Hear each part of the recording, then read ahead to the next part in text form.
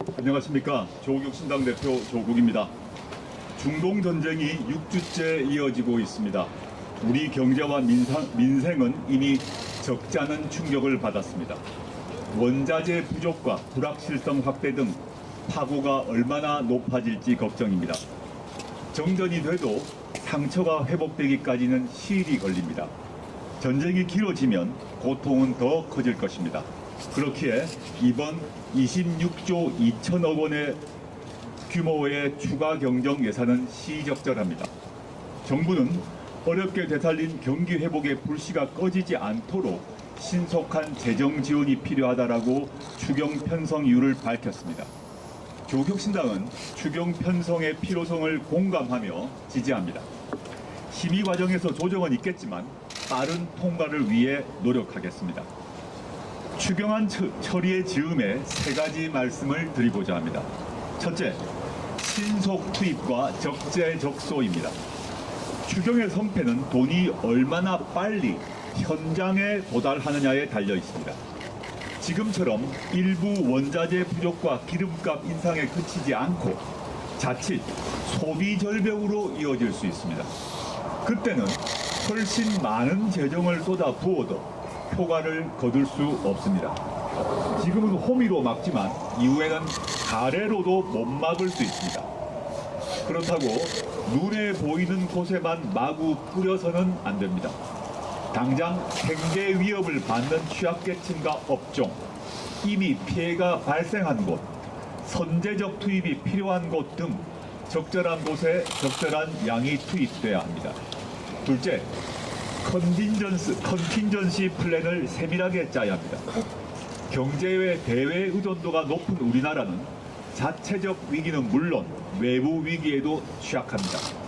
석유가가 배럴당 125달러, 150달러 그 이상 갈 수 있습니다. 환율도 계속 출렁일 수 있습니다. 정부, 기업, 국민 등 경제 주체의 단계별 위기 대응 전략이 필요합니다.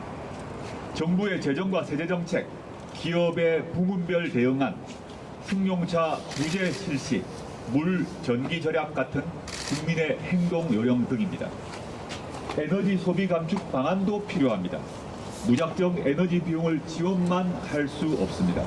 자칫 불필요한 소비를 유발하고 혜택이 에너지를 많이 사용하는 이들에게 몰리게 됩니다. 제가 제안한 대중교통 한시적 면제에 이어 향후 반값 요금제 등으로 승용차 사용을 줄일 수 있을 것입니다. 예산이 필요 없는 조치도 다각적으로 모색해야 합니다. 공공부문에서는 8일부터 차량 2부제를 시행하기로 했는데 한 발 더 나아가 재택근무 조치도 검토해 봄직합니다. 셋째, 에너지 믹스 정책을 재점검해야 합니다. 발등에 불을 끄면서 장기적 안목으로 체계를 점검해야 합니다. 현재 탄소 의존형 에너지 정책이 위기에 얼마나 취약한지 온 국민이 피부로 느끼고 있습니다. 신재생 에너지 비율을 획기적으로 늘려야 합니다.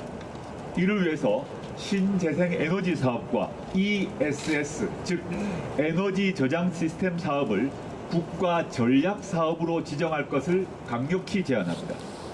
신재생 에너지 투자에 대한 세액 공제, 규제 샌드박스 적용 등을 과감하게 지원해야 합니다. 대한민국은 해방 이후 여러 차례 위기를 맞았습니다.